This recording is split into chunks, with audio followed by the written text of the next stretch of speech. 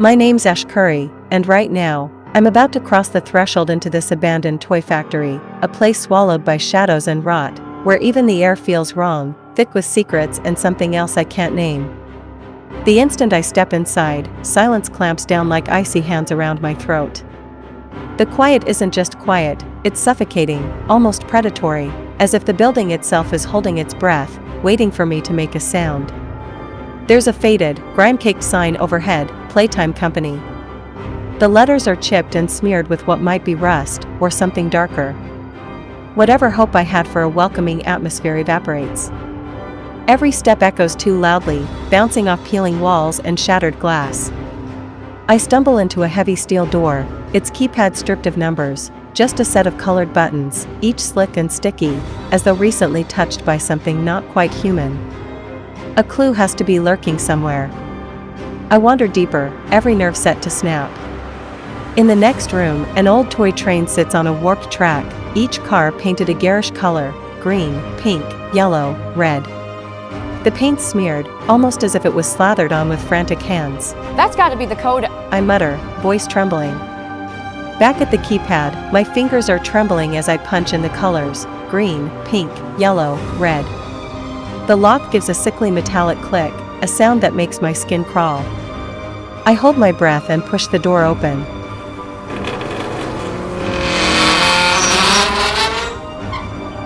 The hinges screeching like a wounded animal. Inside, a battered VHS tape lies abandoned. I shove it into the ancient VCR, and the screen shudders to life. Static and flickering images dance across the glass, a training video, but warped, distorted, almost mocking. It shows a grab pack, the arms jerking and twisting with unnatural fluidity, like something alive. When it ends, the glass door slides open with a hiss, and there it is, the grab pack itself, resting on a blood-stained table. Strapping it on, my hands fumble. The plastic feels cold, almost clammy, and the straps dig into my wrists like manacles. I stumble out, the grab packs mechanical were echoing in the emptiness. The next door looms before me, marked with a blue handprint, too large, too inhuman. I aim, the grab pack's blue hand shooting out with a snap. The door unlocks, groaning open like it's in pain.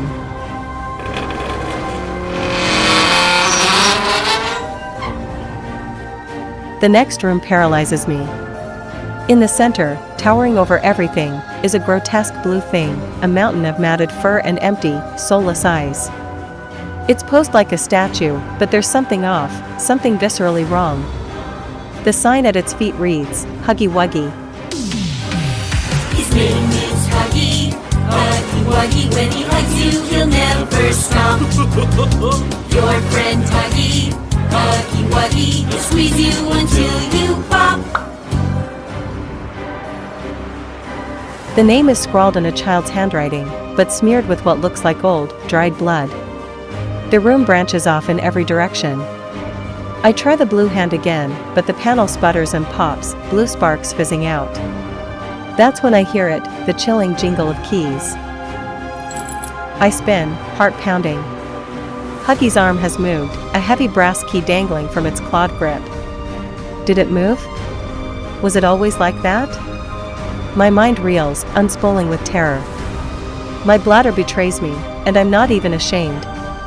I snatch the key with the grab pack, yanking it from Huggy's grasp, and run for the power room, footsteps splashing through pools I don't care to identify.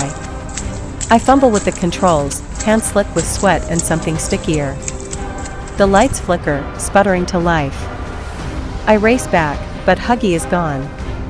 Not just gone, vanished, as if it melted into the walls. The spot where it stood is smeared with thick, greasy stains. I scream, raw, primal, desperate. Where did it go? Was that thing alive? My voice cracks, barely a whisper, swallowed by the oppressive dark. I stagger to the front doors, but they're bolted tight, covered in deep scratches and splatters of red. Panic claws at my insides, tearing at my sanity. I'm shaking so hard I nearly collapse in the sticky puddles pooling around my feet. I force myself forward, every step a battle. The halls are littered with broken toys, their plastic limbs twisted, their faces gouged and smeared with blood. Some have been arranged in grotesque tableaus, tiny hands reaching for help that will never come. Deeper in, I find another grab pack hand, this one, a glossy, crimson red, the color of fresh arterial spray. I snap it on, the mechanism grinding and whirring. Ahead, a door looms, marked with both blue and red handprints, like the fingerprints of a monster. I hit both sensors, the door groans open. Now I'm crawling through vents, the metal slick and cold beneath me. The conveyor belts rattle and groan, echoing with sounds that don't belong, scratching, whispering, a low, wet giggle. It feels endless, a claustrophobic nightmare. I drop at last into a cavernous chamber, filled with machines that blink and shudder. Each one is topped with a plastic head, eyes rolling and twitching, mouths frozen in silent screams. A huge sign leers down, "Make a friend." But the letters are warped, dripping with crimson. This is where they built the toys, and maybe where they tore them apart. I force myself to approach, desperate for some kind of comfort. I cobble together a companion, Cat B, a yellow Cat B hybrid, its stitched smile uneven, eyes too wide. For a fleeting second, I feel the barest flicker of hope. I place Cat B on the device in front of the door. The machine whirs, then snaps, and Cat B is sucked away, vanishing with a pitiful squeal. No Cat B! I scream, my voice ragged, watching my only friend disappear into the machine's hungry maw. Tears sting my eyes as I stumble onward. The hallway ahead pulses with red light, the shadows crawling. Just as I reach the next room, a monstrous shape erupts from the darkness, Huggywuggy, its fur matted red, jaws distended, rows of jagged teeth glinting with gore. I run, heart beating like a war drum. The vents twist in impossible directions, walls closing in. Around every corner, I expect to feel claws ripping at my back. Huggy's breath is hot on my neck, a rotten stench filling the air. I burst into a vast chamber, catwalks zigzagging over an abyss so deep I can't see the bottom. The blackness below swallows all sound, all hope. Huggy smashes through the door, mouth gaping. I swing the grab pack, knocking a heavy crate from above. It crashes down, splintering the catwalk. Huggy's scream is inhuman, a wail of rage and hunger, as it plunges into the pit, swallowed by darkness. I collapse, shaking, sure I was about to be torn apart. Blood smears my palms. For a moment, I can't move. What now? I rasp, voice shredded, mind unraveling. In the center of the factory, a door waits, painted with a gigantic, blood-red poppy. I stumble forward, the air thick with the smell of flowers and decay. I push through, suddenly finding myself in a room that looks like a warped parody of a home, yellow wallpaper crawling with poppy motifs, furniture draped in dust and shadow. Another door stands ajar. Inside, a glass case sits at the far end, a single doll inside, Poppy, her porcelain face cracked, eyes too bright, watching me. I can't stop myself. I open the case. Poppy's eyelids snap open, and she fixes me with a stare that pierces my soul. You opened my case. Poppy whispers, her voice a razor across my mind. The lights die, plunging me into utter blackness. I feel something cold and wet brush against my ankle. The darkness isn't empty, it's alive. And it's hungry. After Ash opened Poppy's glass case and set her free, a chill swept through the room. Poppy stood alone for a split second in the crushing darkness, her tiny figure swallowed by the shadows. The lights stuttered, flickering back on with a harsh, electric buzz, but Poppy was gone. The silence that followed felt alive, heavy, and hungry. Ash, still dripping with shame, her pants soaked in piss, the stench sharp and humiliating, stumbled down the hallway. The walls seemed to pulse with secrets, and every step echoed like a warning. That's when she noticed a door. Elliot Ludwig, it read, the name scrawled in faded, blood-red letters. She hesitated, heart pounding, then pushed it open. The darkness inside seemed to breathe. And there, perched innocently on an old, creaking desk, was Poppy. Her perfect porcelain face gleamed in the half-light, eyes wide and glassy, lips curled into a smile that was almost too perfect. thought she'd put me back in that case. But you saved me. You are perfect. Too perfect to lose. I'm sorry. I can't let you leave.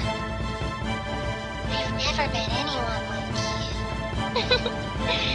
You know how long I've been stuck in that case? Well, too long. I had so much time to think and reflect. Time to figure out exactly what I would do when free. I'll set things right. Terrible things have happened. But I know that whatever I need you to do, you are capable. Poppy whispered, her voice so soft it felt like it was coming from inside Ash's own head. Ash recoiled, her nerves stretched raw. I don't want to know. She snapped, but the words sounded hollow, like a lie she desperately wanted to believe. Poppy leaned in, her tiny hands trembling. She began to spill everything, the secrets that festered in the factory's walls. She told Ash about the children, how they were taken, twisted, and remade into toys by hands that should have cared for them. The images burned in Ash's mind, little faces screaming as their bodies were warped into plastic and stuffing, blood soaking the assembly lines. Then came the hour of joy, the moment when the toys, driven mad by pain and betrayal, snapped. They turned on their creators, painted the factory red with vengeance. Screams, splintered limbs, and rivers of blood. The air had been thick with terror and the coppery stench of death. As Poppy spoke, I felt my stomach twist with nausea, my skin crawling. That's horrible. Ash spat, her fear sharpening into fury. Her fists clenched, knuckles white. But Poppy wasn't finished. Her voice cracked as she spoke of the prototype, the one who ruled over the broken toys like a nightmare king. If we don't stop him, She whispered. the orphans, all those lost children, will be trapped as toys forever. Tears glittered in her glass eyes, each one reflecting a universe of misery. Then, suddenly, her voice rose into a shriek. I want to fucking kill him. The rage in her words was inhuman, chilling. That was the moment it all became real. There was no way out, the horror was just beginning. Ash didn't hesitate. She let Poppy climb onto her shoulder, the little doll clinging to her like a parasite. Together, they crept down the corridor, every shadow twisting into a grinning maw, every toy staring with hollow, accusing eyes. Soon, they reached a gaping pit in the floor. The blackness below seemed bottomless, a silent promise of death. Before they could react, a grotesque pink arm, fleshy, oozing, impossibly long, shot out from the dark, fingers like claws. It grabbed us, its grip cold and wet, and yanked us down into the abyss. The world spun, screams echoing off the walls, and then we crashed to the concrete below. That's when we saw her, the one who had dragged us down. Mommy Long Legs. Her plastic smile was stretched way too wide, her eyes wild, hair matted with something dark. Blood? Her voice rang out, lilting and cracked, always talking in third person, always hungry for pain. Ash stood her ground. Mommy's arms whipped out, bones cracking, flesh tearing. Ash, running on pure terror and adrenaline, dodged the blows and grabbed one of those rubbery limbs. With a sickening snap, she tore it clean off. Mommy Long Legs shrieked, blood spraying, the sound burrowing deep into our bones. We'd landed smack in the middle of the game station, a haunted carnival of broken rides, flickering lights, and the smell of rot. Poppy's voice trembled. We need the train code to go deeper, She said, but her eyes never left the shadows. As we fought Mommy Long Legs, the air became thick with gore. Her body twisted, leaking black ichor, until at last, battered and broken, she wheezed out the code. Ash and Poppy scrambled onto the train, its engine howling like a dying animal. The ride plunged them deeper into the factory's guts, past shattered dolls and blood-stained walls, all the way to Playcare, a place where the screams of children still lingered. The truth was clear, written in blood and fear, this was only the beginning. The real nightmare, the hunt for the prototype, and the rescue of those haunted, broken children, was just getting started. The factory was alive, and it didn't want to let us go.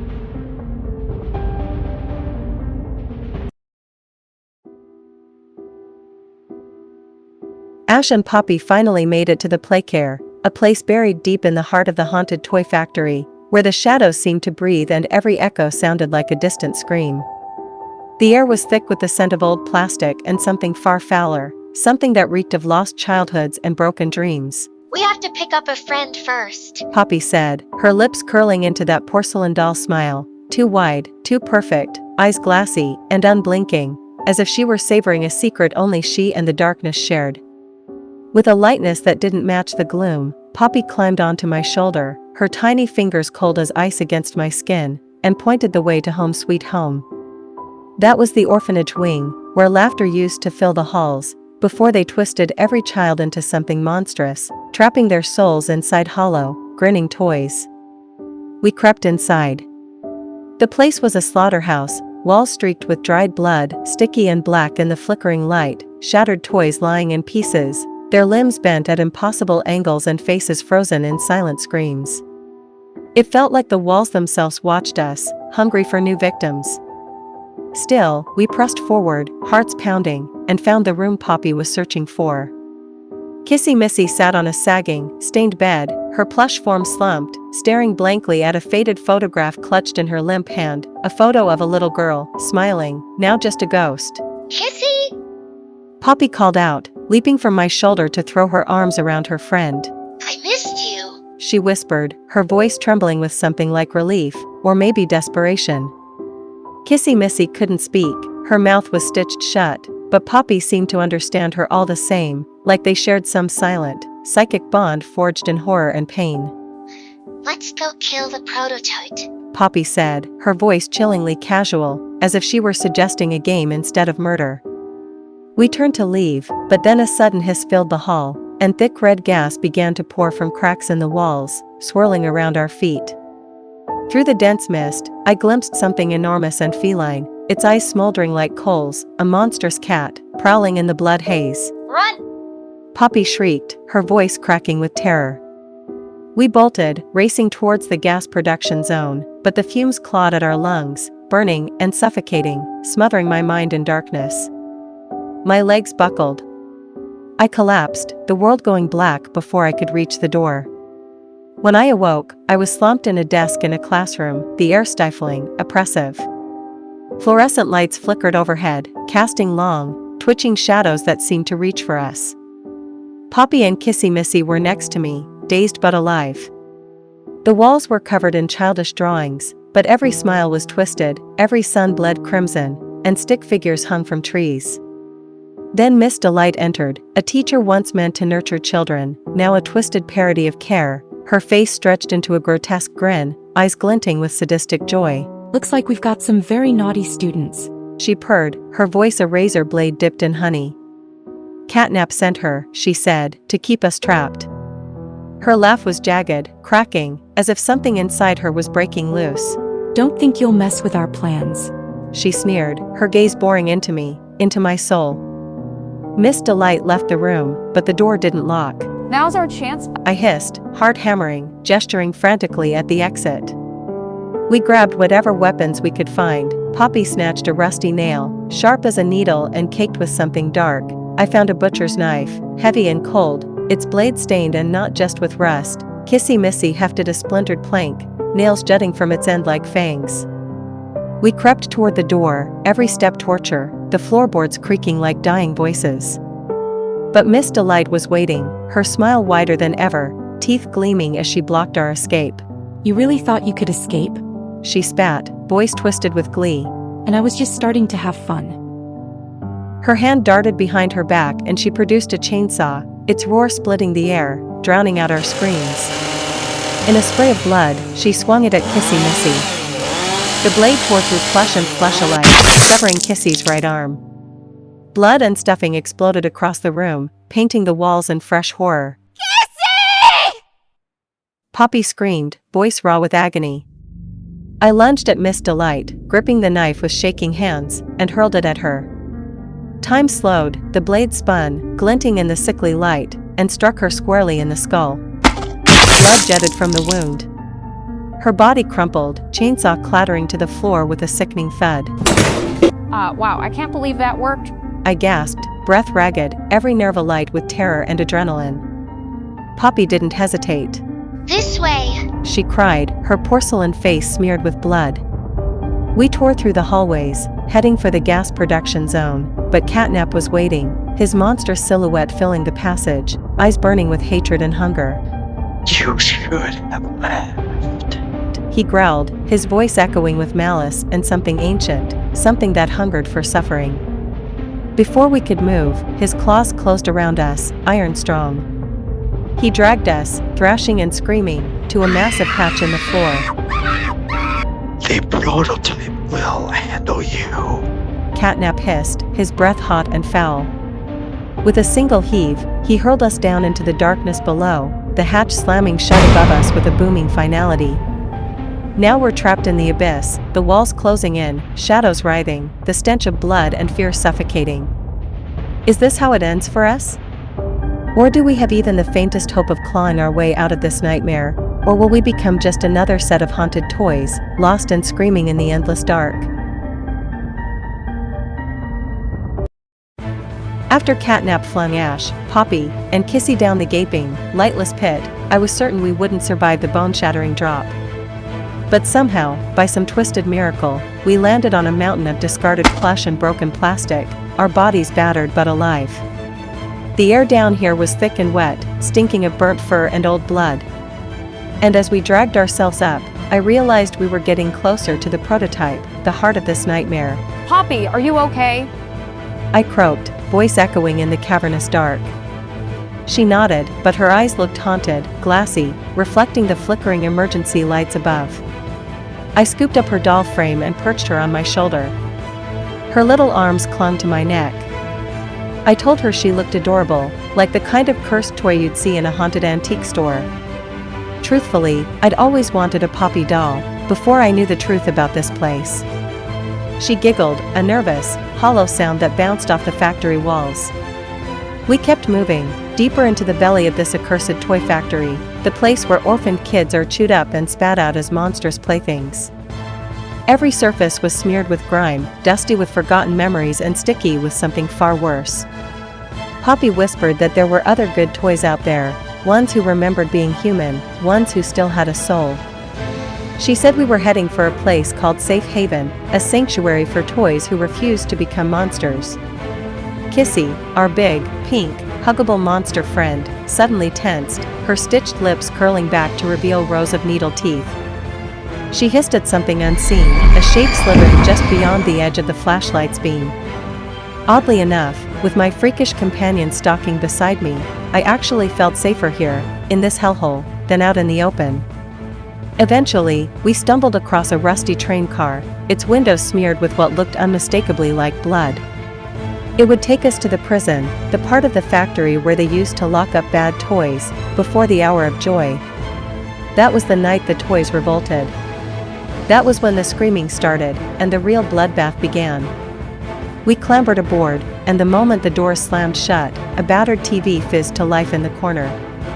Static gave way to a single, enormous eyeball, staring right at us. The doctor's voice oozed through the speakers, cold and warped. Well now, this is an interesting turn of events. Poppy's face twisted with rage.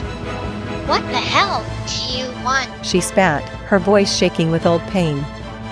She hated the doctor more than anything.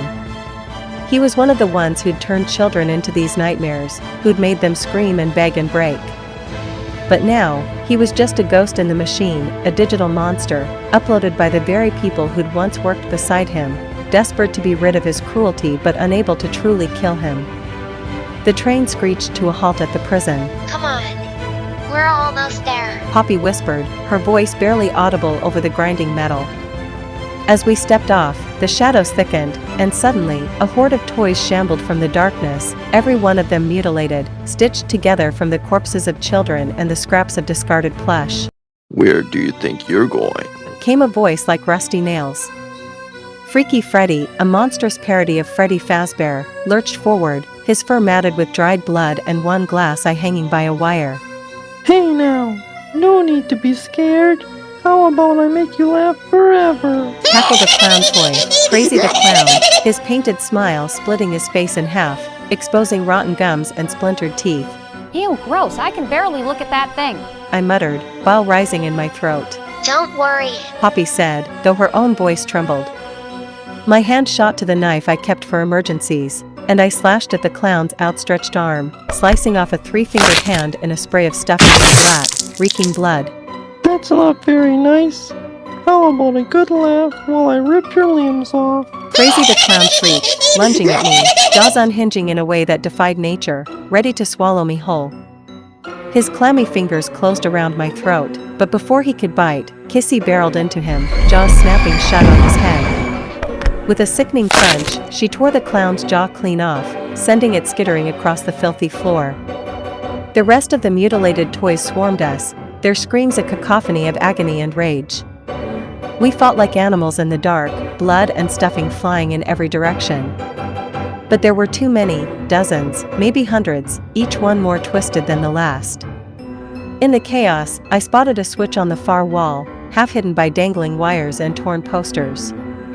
I grabbed Poppy, her tiny body trembling in my grip, and hurled her over the mob. She landed, rolled, and yanked the switch. With a thunderous roar, the floor dropped out from under the monsters, and they plunged into a grinding pit of whirring blades. The screams that followed were inhuman, shrill, desperate, then mercifully silenced as blood sprayed up through the cracks. I snatched up Poppy and we ran, the smell of burning stuffing and blood clinging to our skin. The closer we got to safe haven, the stronger the stench of smoke and char grew.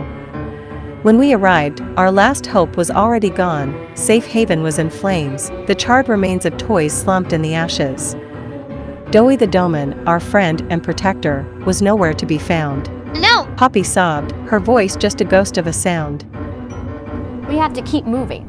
We'll avenge them. I promised, the words tasting like ash. We wandered through endless halls, each one more warped and bloodstained than the last, until at last we reached the doctor's lair. The walls were lined with blinking computers and monitors, all displaying twisted images of children and toys, agony looped on repeat. In the center of the room, a grotesque brain floated in a glass jar, pulsing and twitching as cables snaked out from its base. Robots burst in, eyes glowing, metal claws slick with something red. Well now, looks like you made it. The doctor purred, his voice echoing from every speaker. Wait, is he controlling these things with his mind? I asked, dread filling my stomach. Indeed. I can control everything in this factory, from the security cameras to these delightful machines. The doctor replied, smug and inhuman. Poppy screamed. What happened to Safe Haven? The prototype? He butchered every last toy and burned Safe Haven to the ground. The doctor said, almost sounding pleased. I'll help you destroy the prototype, but you'll have to survive first. He led us to the labs, where the prototype was rumored to be hiding. As soon as we crossed the threshold, alarms screamed, and the door slammed shut, locking us in with the stench of death and chemicals. From the shadows, a familiar shape emerged, Huggywuggy. I thought I'd killed him before, sent him plummeting off the catwalks, but now he was back, stitches bursting, blue fur matted with blood. I smiled with hate. He slammed his fists against the door, howling for blood. Our luck had finally run dry. Huggy was coming, and there was nowhere left to run. Whatever happened next, this was it, the end of the line, the last stand in this haunted factory. We had to face the prototype now, or die screaming in the dark, just another story for the next unlucky soul who wandered into this place. We'd plunged even deeper into the haunted, forsaken heart of this monstrous toy factory. Ash, Poppy, Kissy Missy, and the doctor, who now existed only as a mind piloting one of his own mechanical abominations, his flesh long gone, perhaps torn away by the very nightmares he once created. We found ourselves face to face with Huggywuggy, a towering beast of blue fur and snapping teeth, pounding relentlessly at the lab door. Every blow shook the walls, echoing with the promise of blood. His eyes glinted with a mindless hunger, desperate to break through and devour us, to tear us limb from limb and feast on our terror. The instant Huggy smashed through, splinters spraying like shrapnel, a door across the lab yawned open as if beckoning us into a new layer of hell. We bolted, every footstep a frantic beat in a chase we could never win. Huggy's monstrous shadow crawled up the walls behind us, his breath hot and fetid at our backs. Poppy, a delicate porcelain doll cursed with glassy, lifelike eyes, began to sob, her tiny voice fracturing the thick darkness. She perched on my shoulder, her trembling hands clutching at my hair, so I snatched her up, pressed my lips to her icy forehead, and whispered frantic promises I barely believed, that we would survive, that she would be safe, that I would adopt her as my own if we made it out of this nightmare. Her tears tasted like salt and dust. We ran for what felt like an eternity, the hallways twisting, the shadows lengthening, the whole place breathing with a malignant life. At last, the doctor wrenched open another door, his robot frame screeching, and barked. Quick, in here. Once inside, gasping for air, he told us about a hidden city buried deep beneath the factory, a city built for toys, or perhaps for monsters. To get there, we'd have to cross something called Sweet Street and take the last train down. Poppy stared at him, her face frozen in shock. She'd never heard of this city, this underground kingdom, this secret world the prototype was building out of madness and mutilation. But now, at least, we had a plan. We would finish this, even if it meant facing the prototype in the abyss itself. We ran straight for Sweet Street, the air thickening with the scent of rotting sugar and old plastic. That's when reality fractured. A toy named Lily Lovebraid. Oh my goodness! I don't think they're here for the party, Lily. Well, of course they are, Candy. Why else would they be here? We are going to have so much fun! Her hair a writhing nest of purple tendrils, like some deranged, infantile Doc Ock, lunged out of the shadows. Her eyes were wide and empty. She snatched Poppy with too many hands and dragged her, screaming,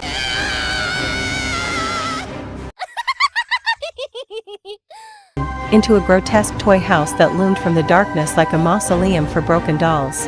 Leave her. We don't have time for this. The doctor snapped, his voice metallic and cold. Kissy Missy bared her teeth at him, a low animal growl rumbling in her chest. No way. I'm not leaving anyone behind. I shot back, my voice shaking. Me and Kissy barreled after them, smashing the toy house door off its hinges. Inside, Poppy sat trembling at a cracked table, now dressed in a frilly pink dress that looked stitched from flesh. Lily sat across from her, silent and staring, her hair coiling around the table legs. We crept closer, every instinct screaming that we should run. I yelled, Get away from her, you creep! The doctor stormed in, his robotic arms whirring, and sliced Lily clean in half with a spray of stuffing and something darker, stickier. Her hair fell to the floor in a purple, writhing heap. This is how you handle toys around here. He spat, tearing the hair from her corpse. Move. We have to keep moving. I scooped up Poppy, her body shuddering, and we fled into the next nightmare. We dashed through endless, blood-splattered labs, the walls lined with dismembered dolls, until we finally reached the train station. We're close now, said the doctor, his voice echoing off the cold steel. We leapt onto a decrepit train, its windows fogged with the breath of the damned, and rattled down into the city's depths. We're coming, prototype. Poppy whispered, her words tremulous, haunted. When the train screeched to a halt, the doors opened to a city of shadows and rust. I stumbled out, the others close behind. My heart raced, but before I could take a step, something massive slammed into me, a blur of limbs and laughter. Pain exploded in my skull. The world flickered, then went black. When I came to, my head throbbing, Poppy was gone. Looming over me was a monstrous jester spider, the prototype. Its body was a patchwork of metal and meat, its limbs jointed at impossible angles, sharp as razors. Its mouths, yes, mouths, spoke in a chorus of overlapping voices, each one mocking, taunting, crawling into my ears and burrowing into my mind. So glad you can make it. It hissed. Nearby, the doctor knelt, shivering, before the prototype, his servitude now complete. That's when the icy horror set in. The doctor had betrayed us, gone full villain, his humanity shredded by the very evil he'd helped unleash. What did you do to the others? I shouted, my voice breaking. The prototype grinned, its teeth like needles, its voices harmonizing in glee. The doctor is one of my most loyal servants. He's part of my elite hunters. Then, with a flourish, it added, Alright, time for the executions. They dragged out Kissy and Poppy, both bound, their faces contorted with terror. My stomach twisted into a knot of pure dread. Watch what happens to traitors. The prototype sneered, driving its needle fingers straight into Kissy's chest. Blood gushed, staining her pink for a gruesome red. She died instantly, her eyes wide with agony. No! Kissy! Poppy howled, her porcelain face streaked with tears that sparkled like broken glass. You monster! I screamed, but the prototype only laughed, a sound like breaking bones. It wrenched Kissy's head from her body and hurled it at my feet. Her face stared up at me, frozen in a mask of pain. I screamed until my throat bled. But the prototype wasn't finished. It seized Poppy and rammed her doll head into the torn stump of Kissy's neck, her tiny face now protruding from the gore. This is your new body now. The prototype cackled, its voices blending into a symphony of madness. Poppy sobbed, trapped in her grotesque new form, but the prototype leaned closer, eyes gleaming. Poppy, I am your brother. It whispered, its words crawling beneath her skin like maggots. No, you're lying! Poppy shrieked, her voice raw with denial. No, it's true. The prototype murmured, and waved over a hulking, patchwork toy with a judge's wig stitched to its skull. Poppy, it's me, your father. The judge said, his voice warped, inhuman. Poppy's eyes flooded with new tears. No, it can't be. What happened to you? The prototype found me dead, The judge answered, his words thick with the weight of death and resurrection. but he brought me back in this toy body. I am Elliot Ludwig. I am your father. No way. Elliot Ludwig is the judge. I gasped, the horror curling in my gut. The factory's founder, driven mad by grief, had turned his own son into the prototype and his adopted daughter into a doll. This was a family stitched together by tragedy, betrayal, and flesh, the most twisted family I could imagine. As for your friend, The prototype said, turning its many eyes to me. we have special plans. Its needle fingers flexed, dripping something black and oily. No wonder you get away. I screamed, but the world spun, and darkness swallowed me whole. When I woke again, every inch of me ached, and something deep inside me felt broken, changed forever, as if the factory's evil had finally taken root in my soul.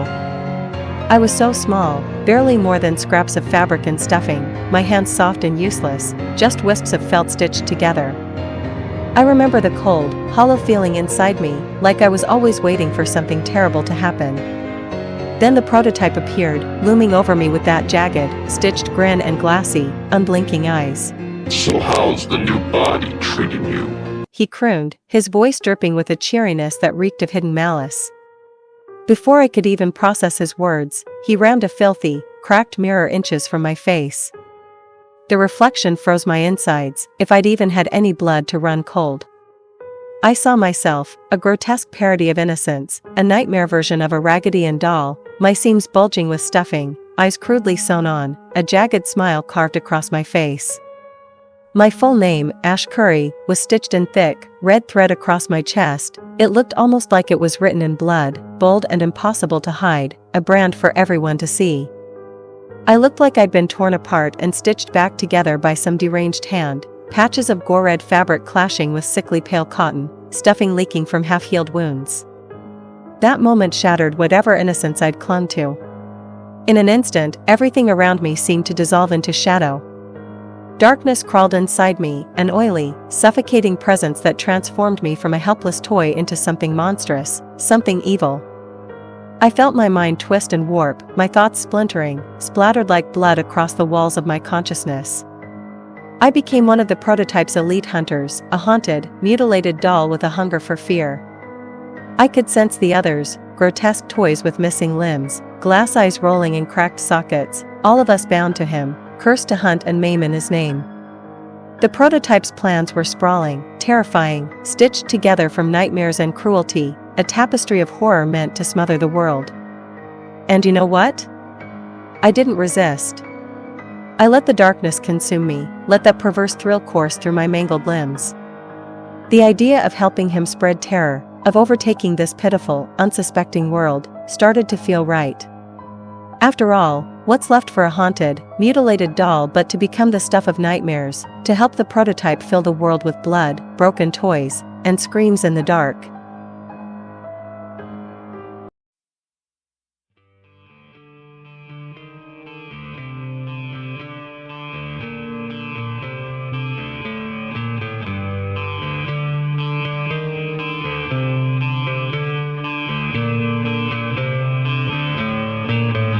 No time for goodbye, he said, as he faded away. Don't put your life in someone's hands, they're bound to steal it